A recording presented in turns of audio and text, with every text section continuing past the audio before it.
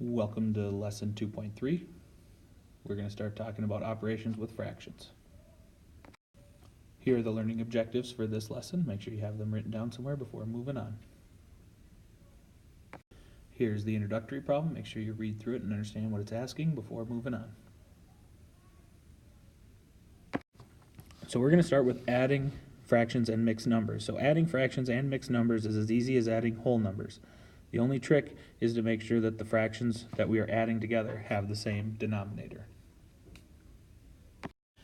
So the first problem we're going to be adding is 3/4 plus 2 1/3. And so when we're talking about the denominators being the same, we're talking about 4 and 3. Okay, these two numbers need to be the same. So what we need to do is we need to multiply both fractions by top and bottom by something that'll get them to be the same. Okay, and that'll be a 3 here and a 4 there. So if we multiply the top and the bottom by 3 for 3/4, we would get 9/12. And for 1/3 times 4, it would be 4/12. So now, since the denominators are the same, they're both 12, we can add the numerators. We can add 9 and 4, giving us 13/12. Okay, so now with 13/12, that's the same as 1 and 1/12.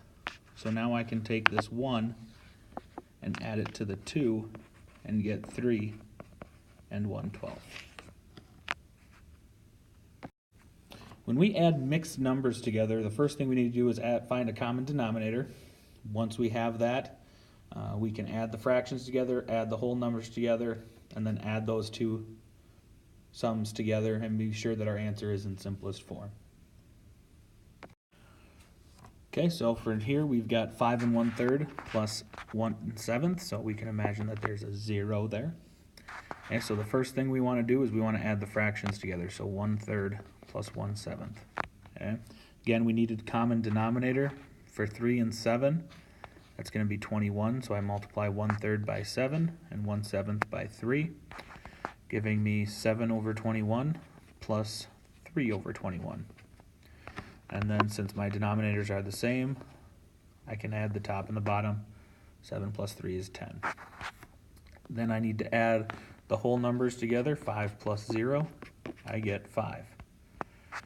And so at the end I combine the two, so 5 plus 10/21, which would give me 5 and 10/21. Same thing with the second one. Adding the fractions together first, I got 1/2 plus a 1/4. Okay, between 2 and 4, my common denominator is going to be 4, so I can multiply the first fraction, top and bottom, by 2. The second one I don't multiply anything by, so I can multiply it by 1. So 1/2 is the same as 2/4, and I'm going to add that to 1/4, giving me 3/4. Adding the whole numbers, 9 plus 22 gives me 31. So I'm going to have 31 plus 3/4, which is 31 3/4. Go ahead and pause the video and attempt this last one before hitting play and seeing how you did. Okay, so if you add the fractions together, they already have a common denominator, so you can add the tops and you get 3/3.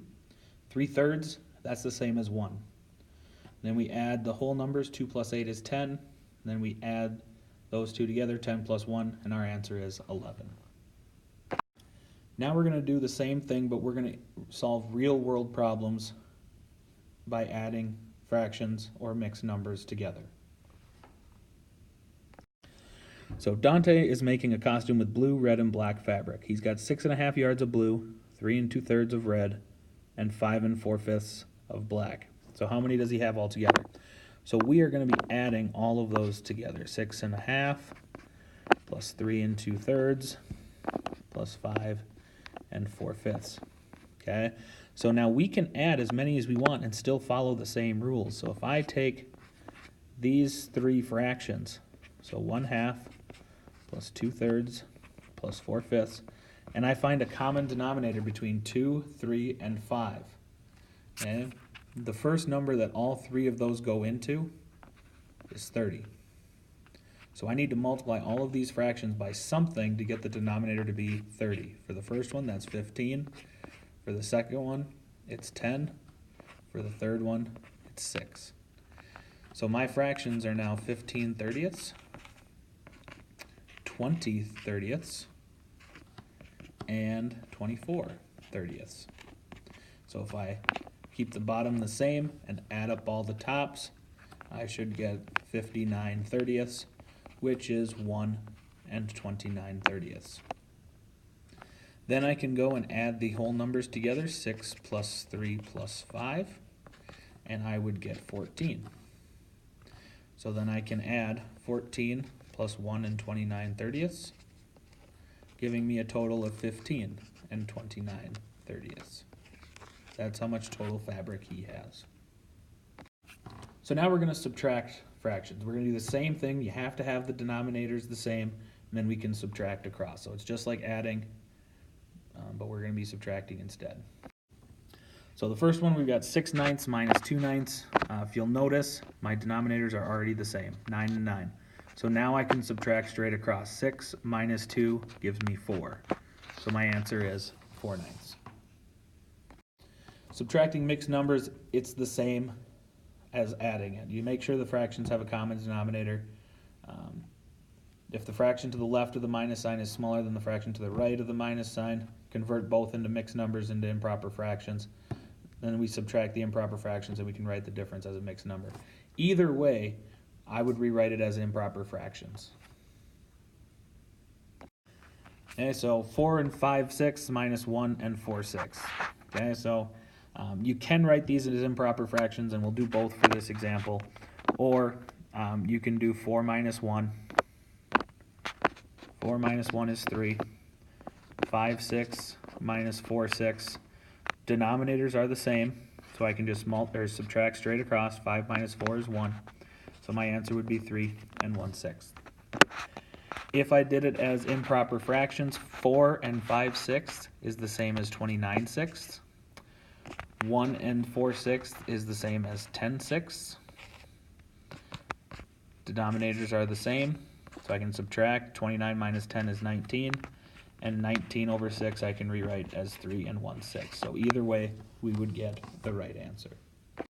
Just a few more examples here. We got 4 and 1/4 minus 3/4. Since there's no whole number, we can add a 0 in there. So we can do 4 minus 0 and get 0. Or, I'm sorry, and get 4. I don't know what I was thinking there. Okay, and then 1/4 minus 3/4. Okay, this is where the fraction on the right is smaller, or is bigger than the one on the left, because 3/4 is bigger than 1/4. We're going to need to change that into mixed numbers. So 4 and 1/4 is 17/4. 3/4 is just 3/4.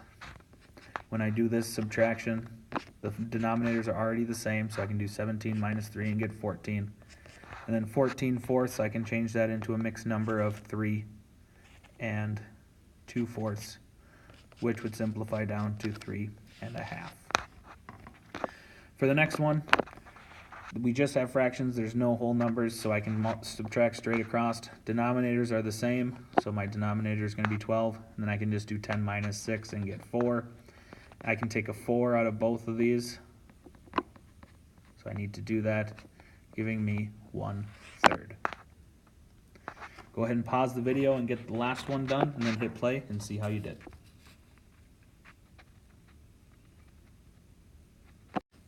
Okay, so there are no whole numbers, so I can just subtract the fractions right away. I need a common denominator between 4 and 7. Well, that common denominator is 28.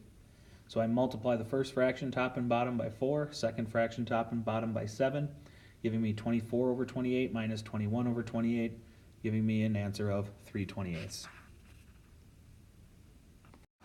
Okay, we can do the same thing in a real life problem. Okay, so we're going to do some examples of sum and differences of fractions in real world problems.